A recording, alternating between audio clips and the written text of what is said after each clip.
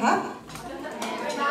At ang celebration po ngayon, ang pinakauna is nais ko pong mabatid ninyo na because it's Rosyana,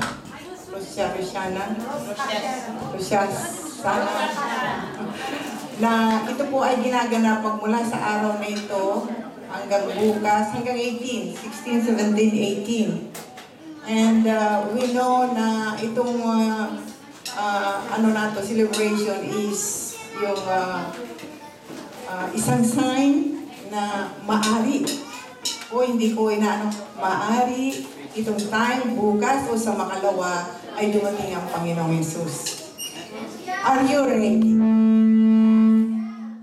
Daw ready na po yung At yung po kaya inuulit ko po, maging seryoso po tayo mula hindi lang po sa 3 days na yon, but be sure na yung 3 days na yun sa buhay natin ay bigyan natin ng panahon ang Panginoon. Saan man kayo naroon? Di kiri ba mag-stay kayo sa bahay? At pag nasa bahay kayo is try to seek the Lord. Hallelujah. Dahil po madalas natin marinig niyan, hindi natin alam ang pagdating ng Panginoon. So this celebrations is one of the signs. Sabi nga po, be ready anytime, anywhere, as long as you are connected and have relation to our God. Then you will inherit the kingdom of God. Amen po? Palakpakan po natin ang Panginoon. At tayo po ay tumayo muna. Mag-pray po muna tayo. Maraming salamat, Panginoon.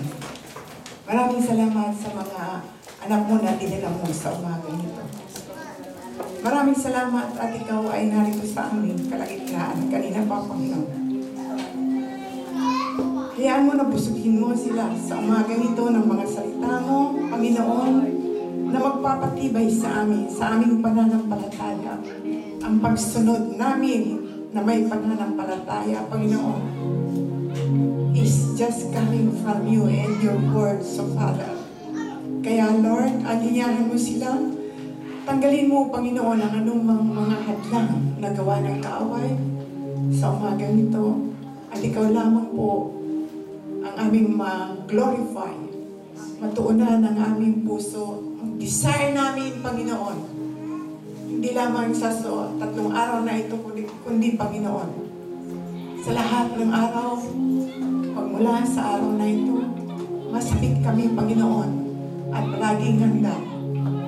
For any time you might come, we are ready for you to ask to bring in your kingdom. And I give you thanks, Panginoon, sa umaga nito, na punong-puno kami ng iyong glory, ng kaluwalhatian mo sa umaga nito. We give you praise, Father. Give you all the blessings na maibibigay namin. At maraming salamat sa aming pagkain ngayon na obedience through faith, Panginoon, na inihanda mo upang kami ay lalong maging matibay, lalong maging alert, at ma-discern namin, Panginoon, ang kalooban mo. Paghari ka sa bawat buhay ng bawat isa, sa aming buhay na iyong pinairam sa amin. Hallelujah. We worship you and we raise you as our God, our living God, na siyang nagbibigay sa amin ng lahat ng pangangailangan namin. You are the God alive na nasa amin, lalong-lalo na sa aming kabalisahan, sa aming pangangailangan. Lord, i-comfort mo ang mga nangangailangan sa umaga nito. Tanggalin mo, Panginoon, ang mga balisa. Tanggalin mo, Panginoon, ang lahat na uri na hindi maganda sa aming Panginoon.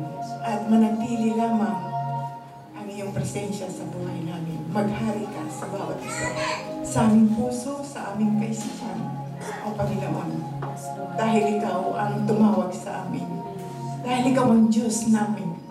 sa simula pa, at hanggang sa ngayon, Panginoon, at hanggang dun sa kaharian mo, na manatiling tapat kami at malinis sa iyong paningin upang makanta namin ang tinatawag na eternal life sa aming buhay.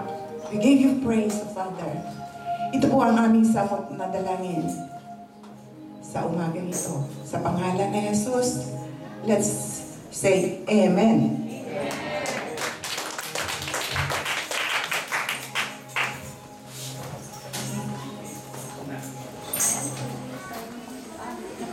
Ano ba yun?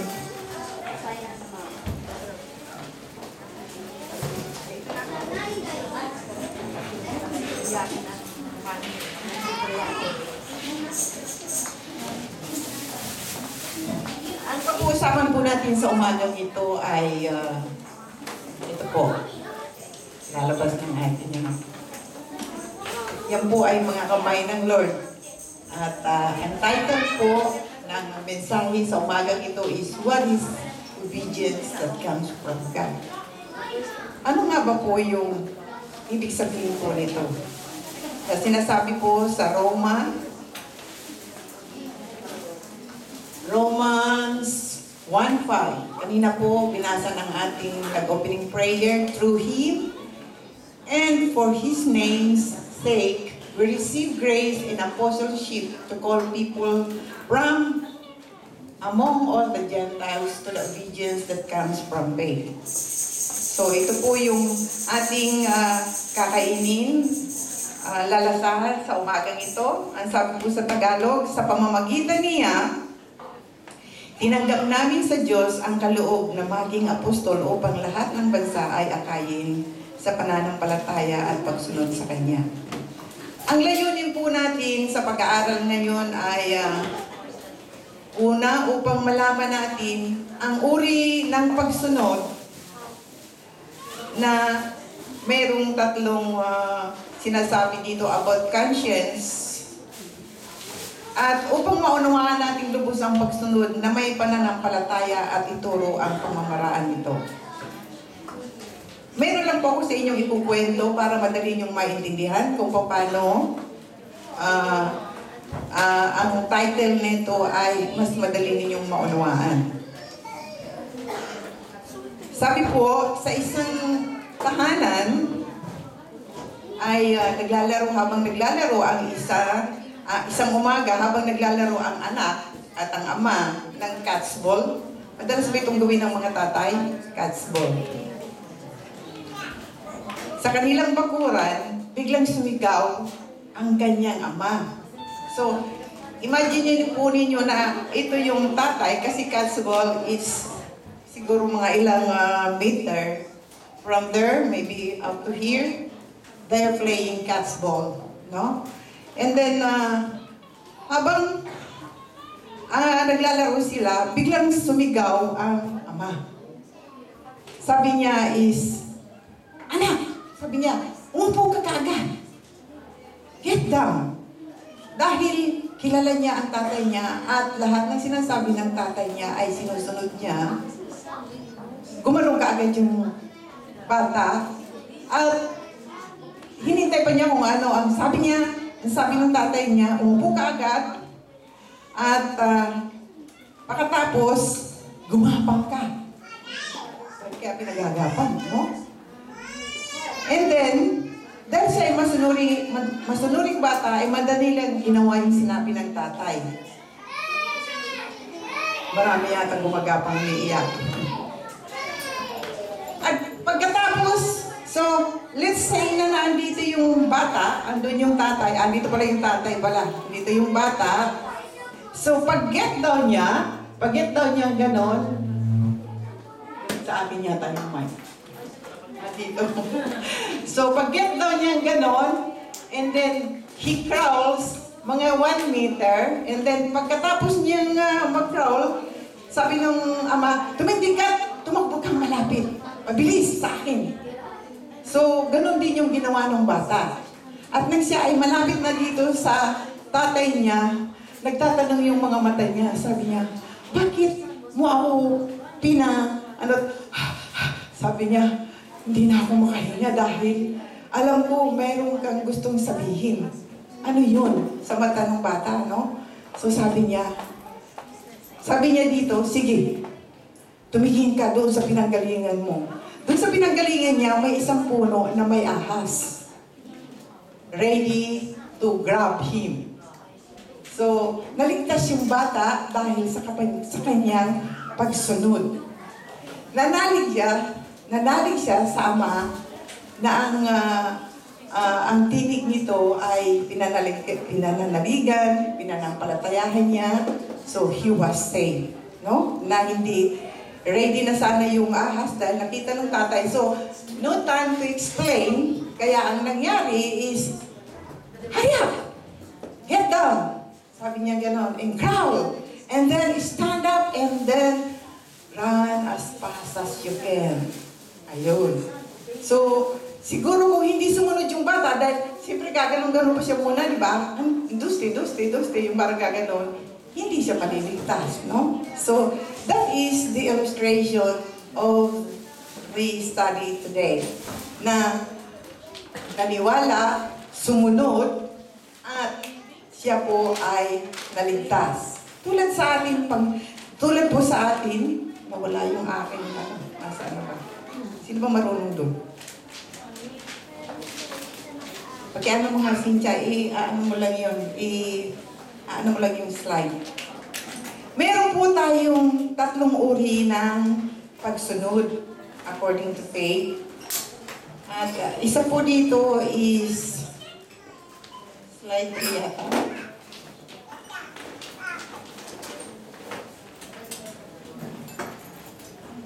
Hindi, click nyo lang. Ayan na. Okay. May 3 uri po ng pagsunod na nangyayari sa isang tao.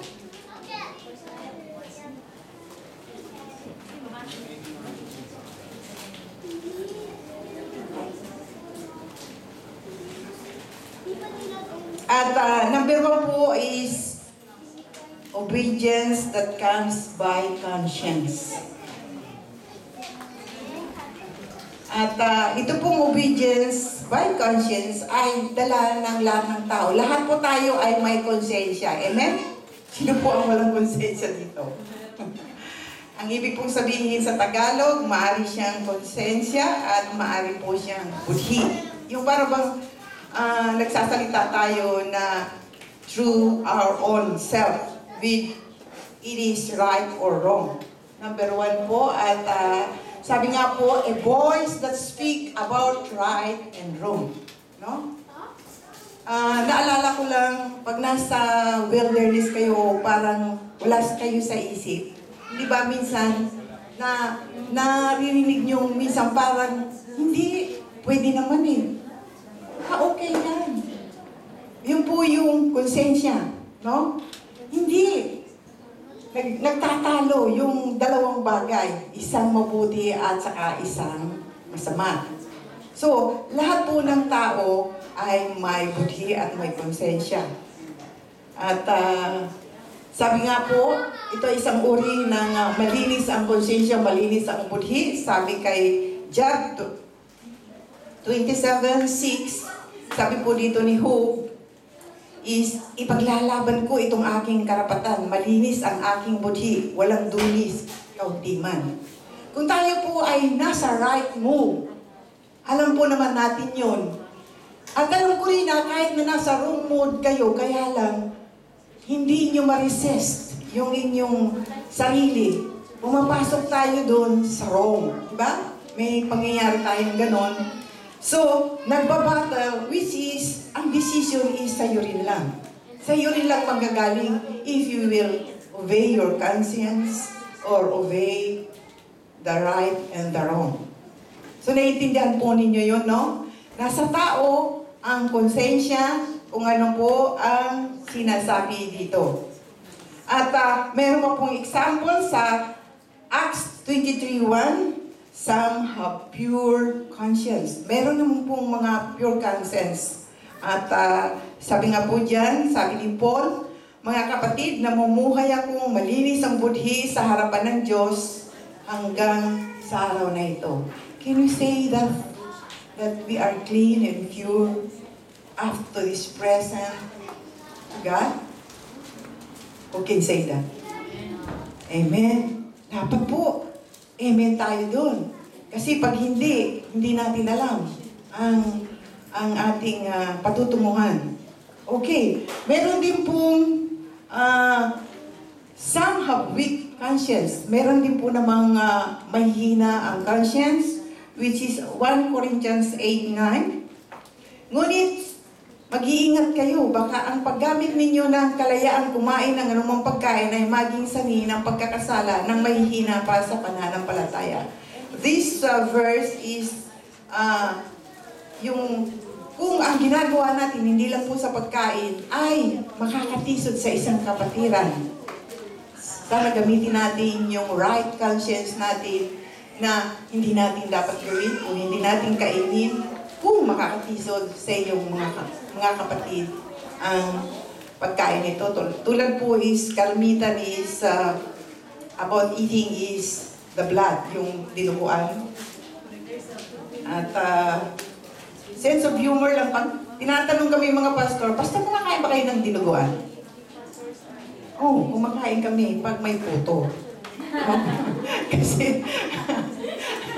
Kasi ang hirap na sabihin hindi dahil nagluto pa naman siya ng dinuguan at tapos ganyan. Kaya lang, walang puto, maaaring hindi. Just a sense of humor na hindi siya mapahiya when she approach you na, uy, nagluto ako ng dinuguan, Pastor. Kumakain po ba kayo?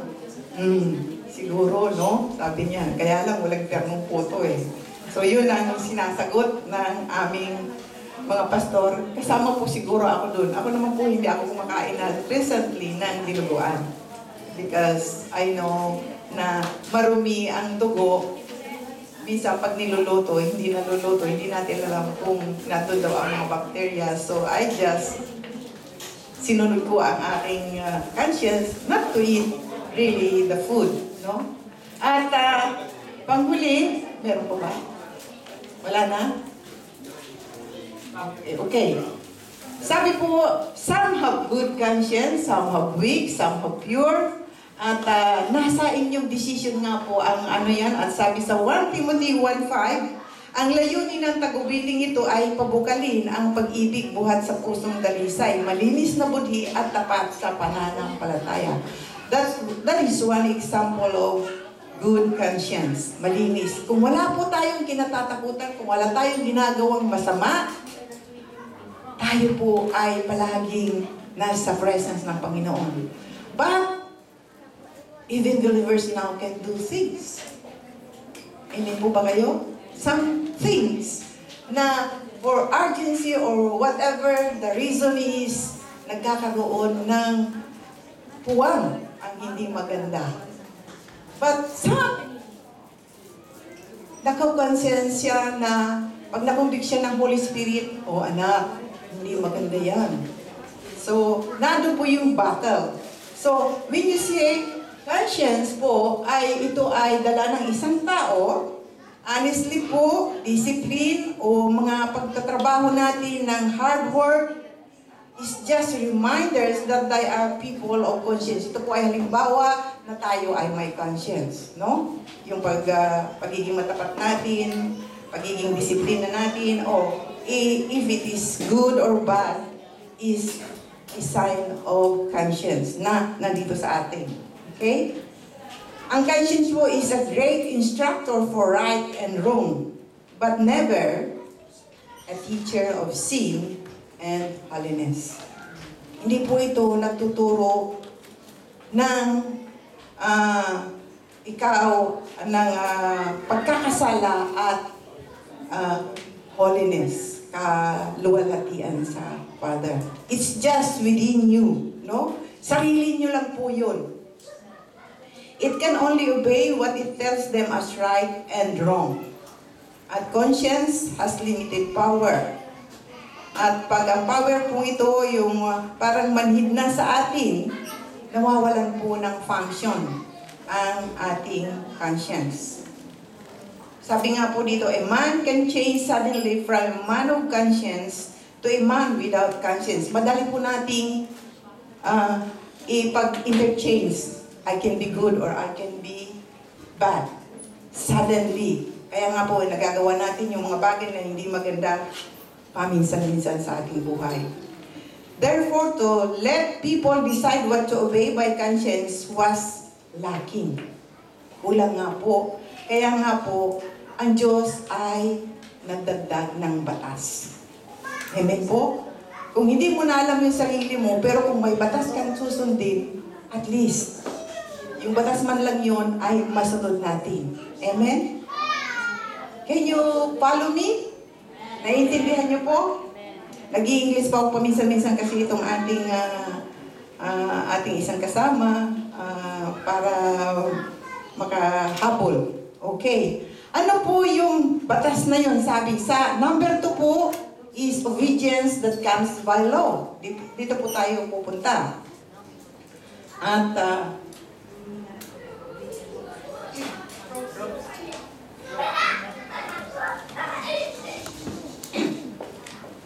obedience that comes by law. Ito po naman ay kung paano nagiging masunurin tayo dahilan lang sa batas. No? Sa batas. At ang sabi po dito sa number 1, please. Obeying by law means zealous about law but ignorant and unsubmissive to God. Romans 10:3. Ito po ay sinasabi ng Romans 10:3 na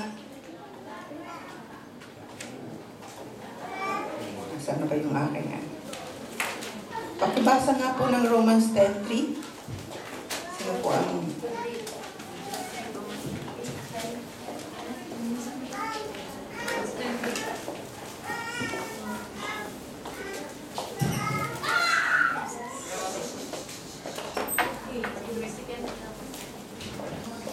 since they did not know the righteousness that comes from God, and so to establish their own, they did not submit to God's righteousness. So hindi po tayo kinalulugdaan ng Diyos dahil hindi tayo, kahit na may batas, ay naandun pa rin sa batas lang, hindi yung sa sarili natin. At pakibalik po. Sabi nga po dito sa Romans 10:2, mapapatunayan kung sila'y nagsisikap na maging kalugod-lugod sa Diyos, subalit mali ang kanilang batayan. We try, di ba mula sa konsensya, wrong and right, and then God give us law. Nagbigay siya ng batas para talagang masunod. Subalit, doon pa rin sa batas, ay hindi nila maisubmit ang kanilang sarili. Paminsan, dahil hindi rin nila kayang sundin ang batas. Paminsan. Pag sabi niya, do not kill, but some kill. At merong gumagawa ng mga bagay na hindi maganda sa Panginoon kahit na may batas. Amen po? Sometimes we forget dahil yun yung urge ng ating flesh. Sometimes we do something, we tell lie, or we do bad things. Maaaring mga kumakailang po is sa ating mga anak, yung pag-uumit ng pera sa wallet ng nanay is kailangan mabigyan niyo po ng atensyon. No? Kasi it start from there. At huwag na hayaan na yung mga anak nyo rin ay mapainan o makita ang pera dahil minsan yun ang pinaka ng evil, no? Ang bata ay bata. Pag nakakita ng something na gusto nila, yan po lumalabas yung na maaari nilang matempt na kunin yung pera. So yun po yung ng batas. And sabi po sa 3, sapagkat hindi nila nakilala ang pagpapawalang sala na kaloob ng Diyos at nagsisikap silang magtayo ng sarili nilang pamamaraan sa halip na sundin ang pamamaraan ng Diyos. Maski na may batas, may konsensya, sarili pa rin natin yung nasusunod. Kasi that is the last, yung nature ng katawan natin pagminsan, no? na kinokonsensya ng konsensya, may batas na, but still, naano pa rin yung ating pagka-di masunurin sa lahat ng bagay. That's why we always, ano ba ang tawag doon? Meron tayong mga problemang dumarating sa buhay. Merong mga bagay na hindi maganda kasi sa Panginoon. Kaya, ang ginagawa ng Lord, marahil, ay binibigyan ka ng isang problema for you to come to Him. Okay? And number 2 is, obeying by law means following rules that are very hard to obey. Ito nga po, napakahirap pong mag-obey sa law kasi sabi dyan sa Galatians 5:3, sinasabi ko sa inyo at sa sino mang napapatuli, kailangan sundin niya ang buong kautusan. Circumcision po dito is yung pag-aano ng puso na maging malinis, no? Ang circumcision. The meaning now, hindi yung physical na circumcision. So, ano po kailangan sundin mo yung lahat. Pag sumunod ka sa batas, hindi lamang dun sa maliit, kailangan sa malaki sumunod ka lang din. Kasi minsan, yung pagsisinungaling, yung pag-uumit ng pera is sometimes maaari yung sabihin na, maliit lang yun. No? Still, a white lie is a lie. No? So, kailangan natin na masunod lahat ang batas na ibinigay pa noong panahon ni Moises. At mamaya, i-ano ko po sa inyo. Letter C. Obeying by law has partial glory. Ano po ibig sabihin ng partial glory?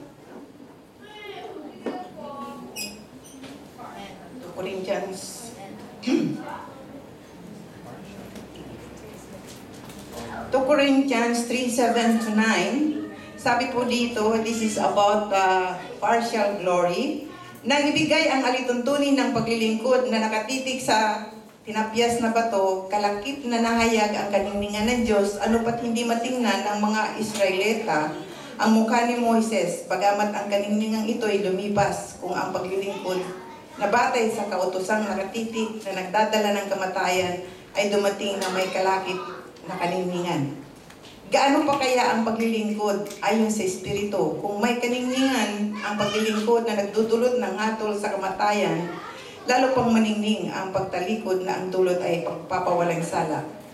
Dito po sa glory na ito, this is just for the law na sabi nga nang dumating si Moises mula doon sa baba na kinuha niya yung Ten Commandments, di ba full of glory siya? Sino po ang nakakaalam nun? Nakabasa nun? Full of glory? Na hindi nga makatingin yung mga Israelites kasi sa kaningningan niya, may cover siya sa at yung kaningningan na yon ay naglaho. Up to this moment, kasi may pumalit na po na ang natin nga ay grace of God which is Jesus. So, naglalaho ang kaningningan, although yun ay galing po sa Panginoon.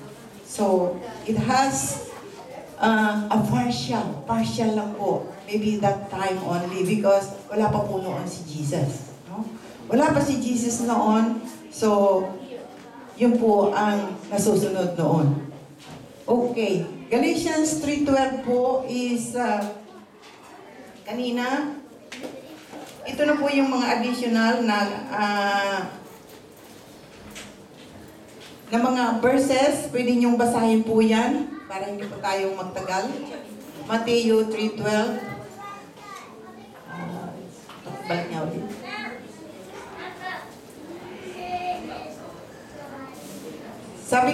Sabi nga po dun sa Galatians 3:12, when Jesus came, He still revealed deeper laws to obey.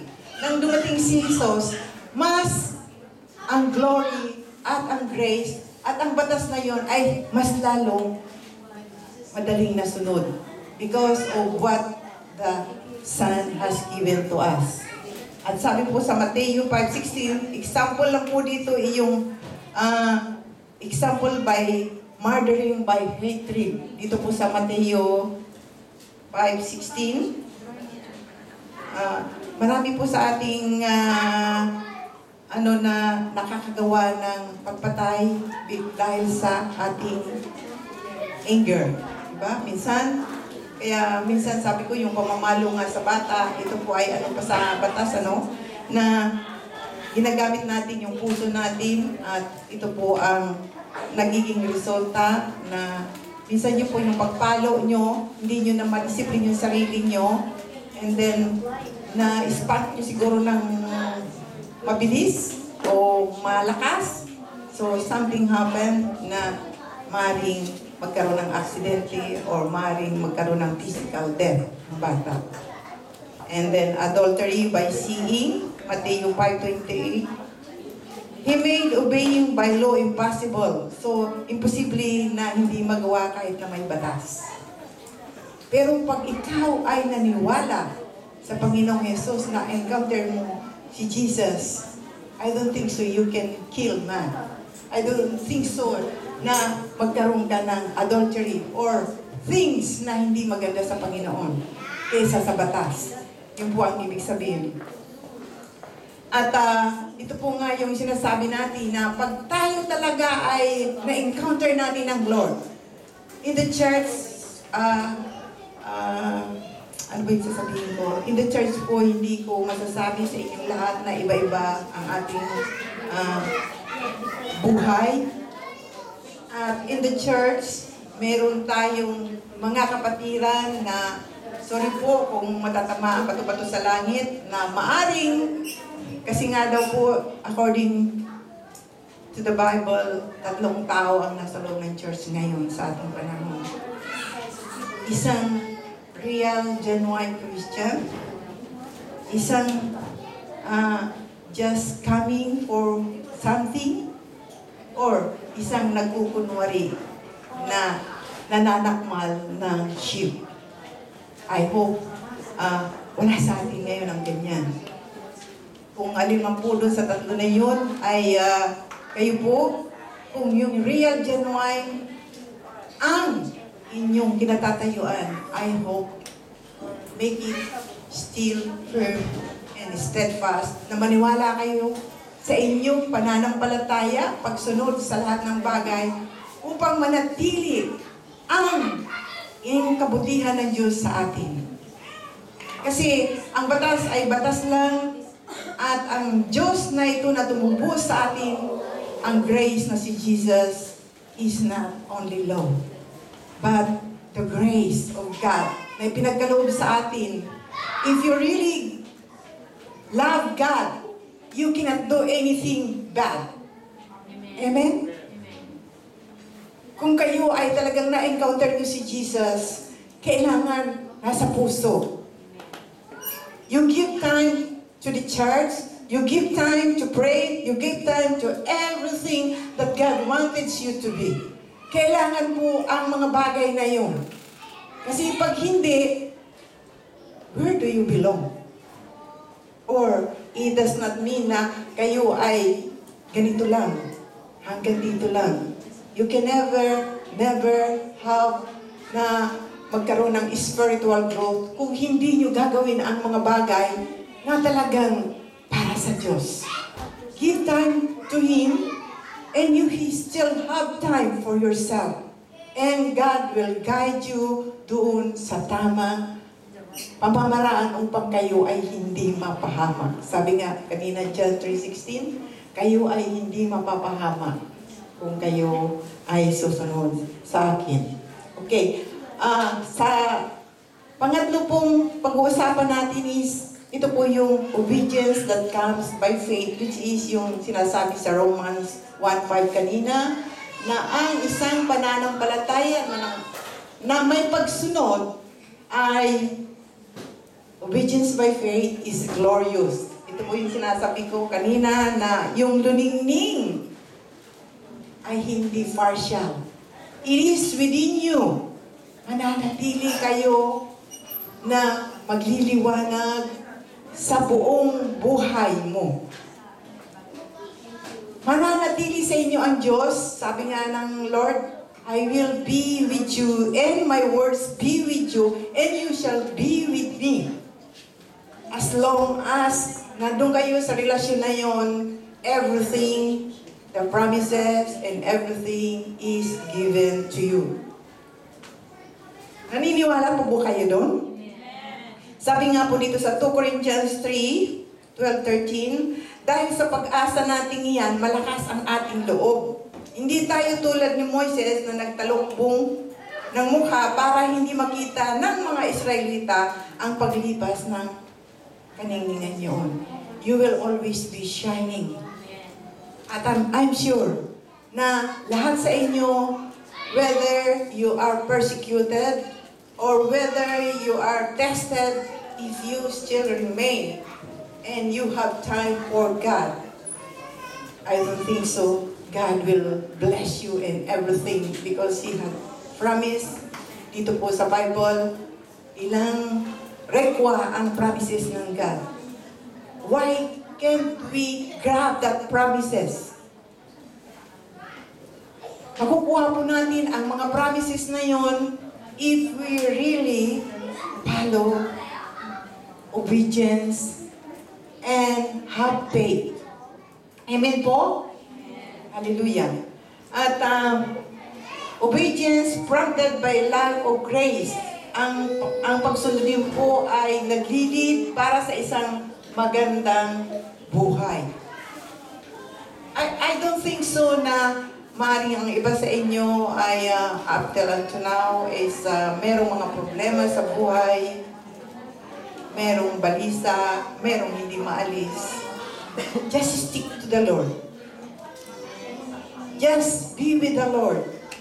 Yun lang po naman ang hinihingi ng Panginoon, yung maalala mo, mag-pray, give time to the Lord, come, and Sundays, read the Bible, pray.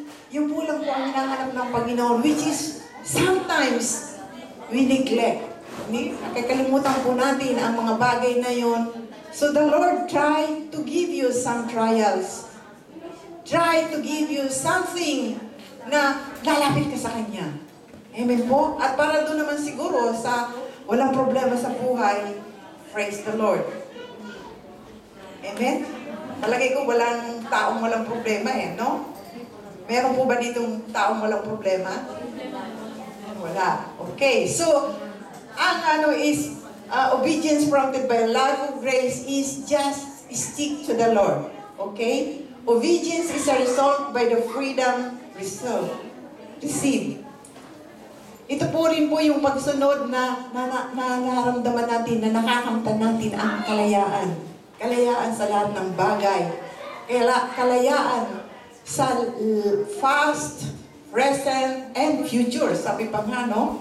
You are free na matanggap mo ang promises na yun ng Panginoon. Okay? Ano pa? Wala na. Mayroon pa dyan Okay. Ito po ay isang illustration. Zacchaeus, tingnan mo itong mga taong ito. Si Zacchaeus, sino po may alam kay Zacchaeus? Si Zacchaeus ay isang robber daw because siya ay collector, no? So naandun yung underground, marami siyang pera, nangloloko siya, at from robber to giver. Look at the difference, no? Sa isang magnanakaw ng pera ng gobyerno at sa isang giver.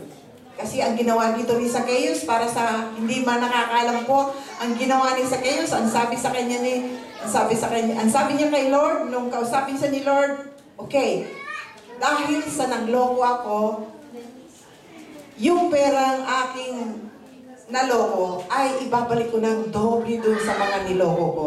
Can you do that? With your own? No. Hindi nyo magagawa yung mga bagay na yun unless you encounter Jesus. Amen? Unless you obey with faith. No?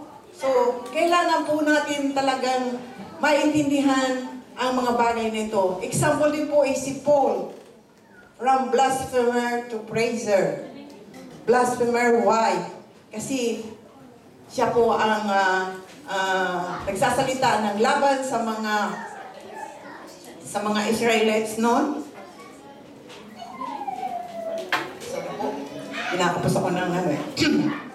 At dito nga po sa 1 Timothy 2:12 to 14, ay siya po yung nagpapapatay ng mga Christians, no? Ang madalas kong i-example yan si Paul kasi excel po ito si Paul sa paggawa ng pagsunod niya sa Panginoon, no?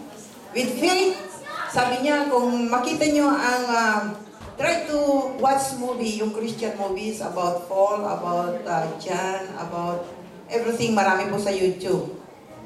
Kung makikita niyo lang po ang pagpupursige ni Paul, na kahit na siya binabato, kahit na siya kung ano-anong ginagawa sa kanyang suffering, still nandun siya, he's preaching the word. No! You have to know Jesus. Tapos babatuhin. No? No! You have to believe to Jesus. Babatuhin ulit. And kung tutuusin, I will stop because nasasaktan kayo. But hindi eh. Yung po yung sikreto ng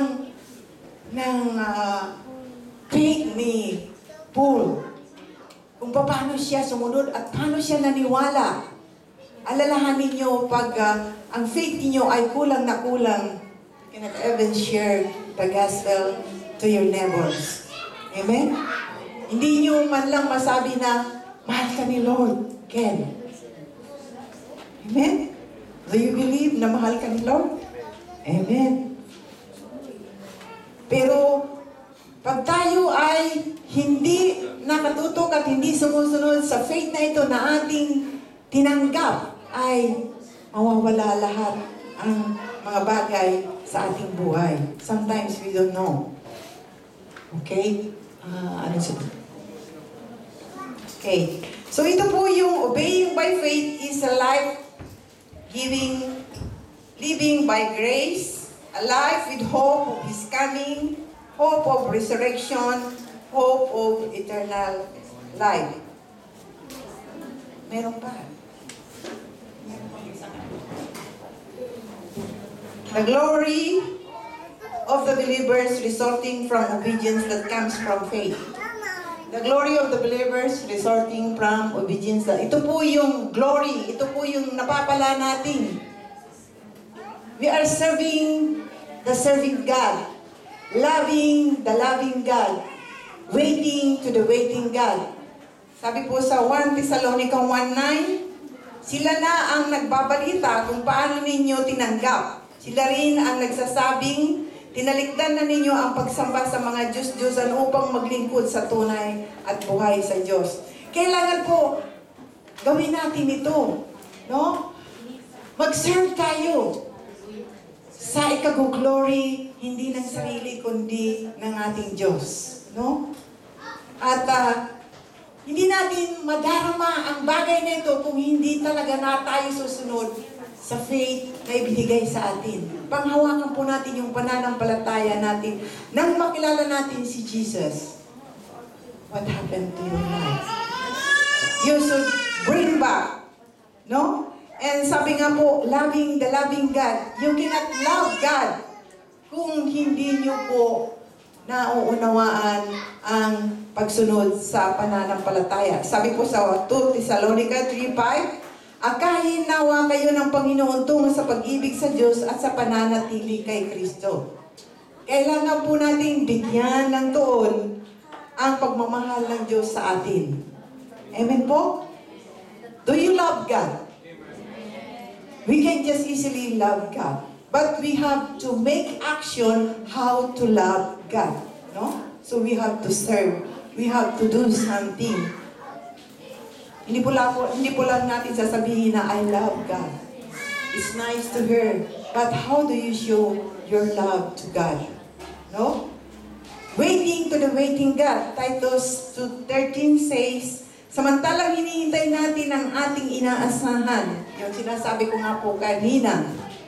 Ang dakilang araw ng paghahayag sa ating dakilang Diyos at tagapagligtas na si Jesucristo sa gitna ng kanyang kaninglingan. If you can say now that you are ready, you are a genuine Christian. Sometimes kasi pag tinanong na tayo ng pastor, hindi tayo makasagot. Are you ready to meet the Lord? May konsensya. Maybe I'm not. Chotomate. Those true. Parang ganun po yung mga lumalabas sa ating no?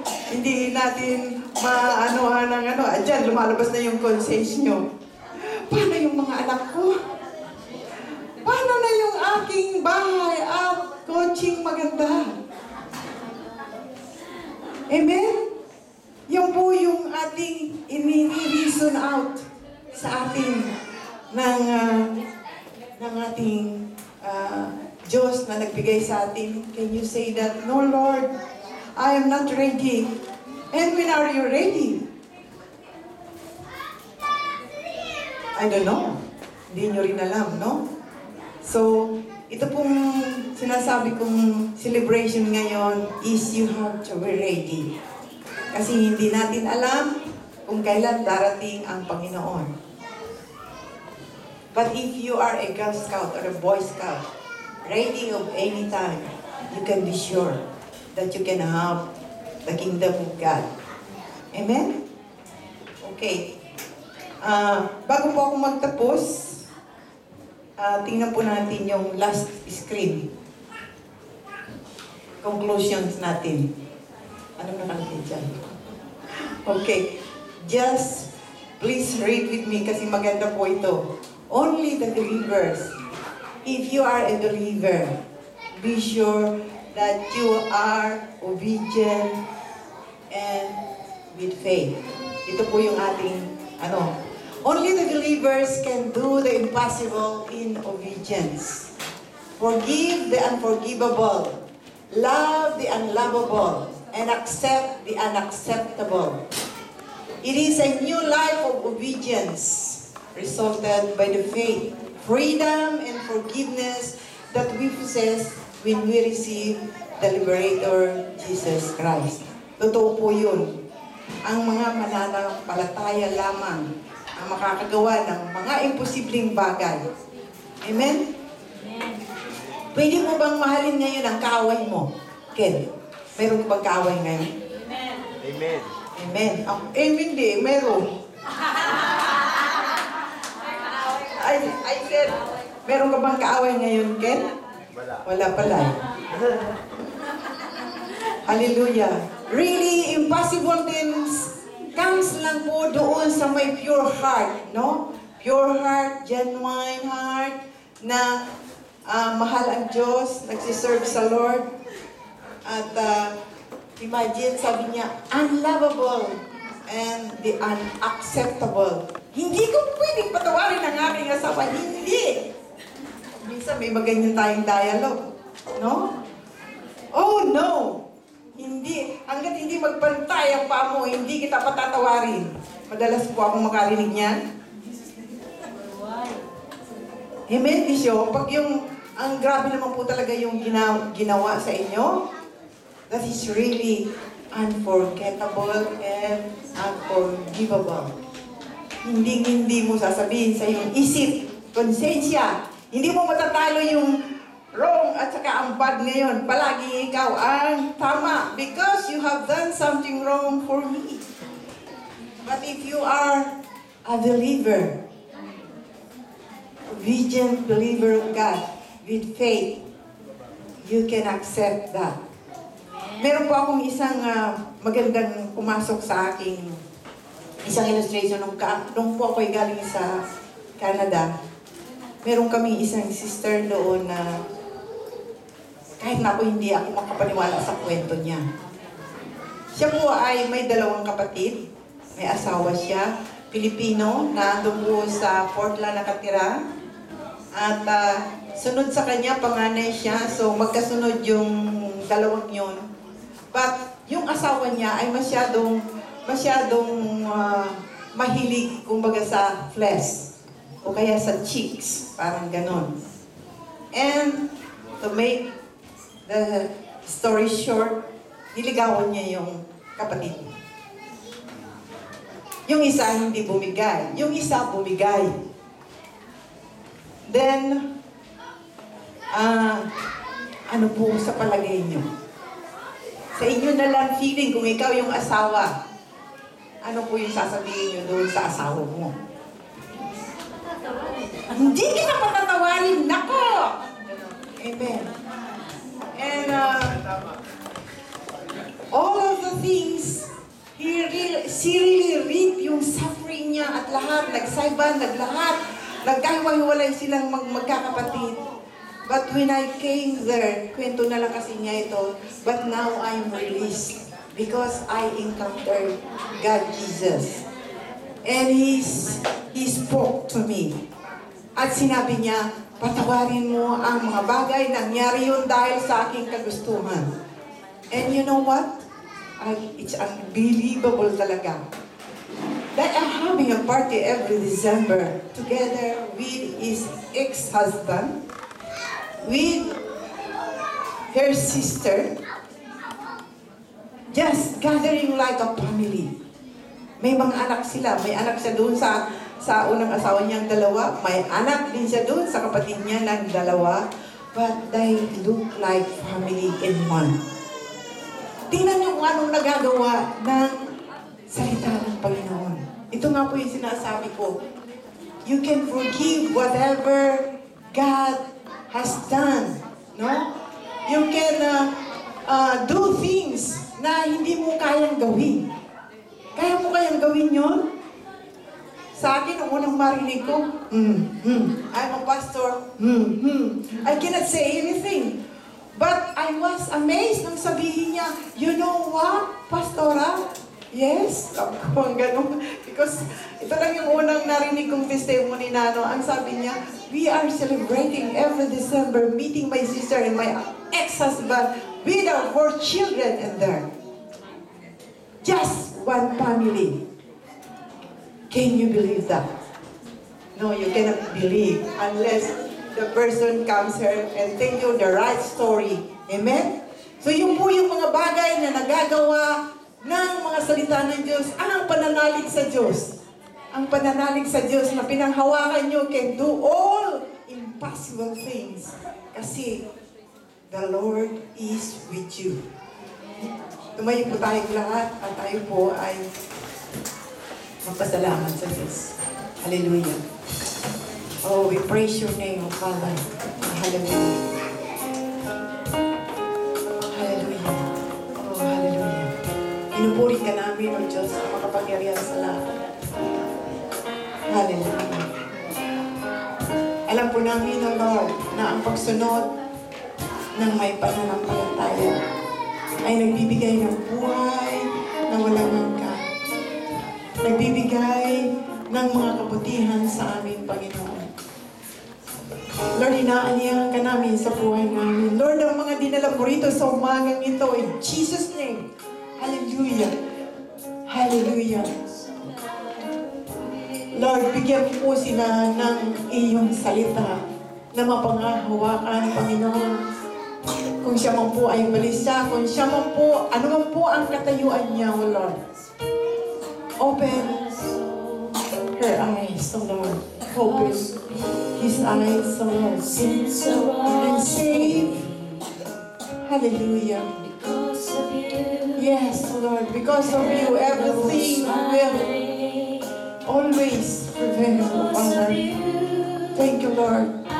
Thank you for your Son, begotten Son, Jesus Christ, that we receive this faith and we will be standing firm in this faith, O Lord. Hallelujah. Hallelujah. Father. Maraming salamat, Panginoon. Sa mga narito, sila po ay tinataas ko. At hayaan mo, Panginoon, na mag-minister ang Holy Spirit sa kanila to give them your glory, O Father. Hallelujah. Ma-feel nila, Panginoon, na ang pagsunod sa iyo, ang mga salita mo na may kasamang pananampalataya ay makakagawa ng mga imposibleng bagay na hindi namin kayang gawin. Hayaan mo, Panginoon, ng aming mga sarili Lord, ay maniwala sa mga imposibleng bagay na ito. Hindi man namin nakikita o nakikita man namin, Panginoon. Hallelujah. Oh, hallelujah. Salamat sa pag-ibig mo. Salamat sa iyong Espiritu. Salamat, Panginoon, sa mga bagay na ginagawa mo sa buhay namin, na nagbibigay sa amin ng kalakasan, kalinisan ng aming Espiritu, Lord. Kaya hayaan, Panginoon, na mabusog ang bawat isa sa amin ng aming Espiritu upang kami, Panginoon, ay makasunod. Hindi sa pamamagitan ng batas, kundi sa iyong pag-ibig lamang, Panginoon. Maraming salamat, O Father. Hallelujah. Oh, hallelujah. Continue.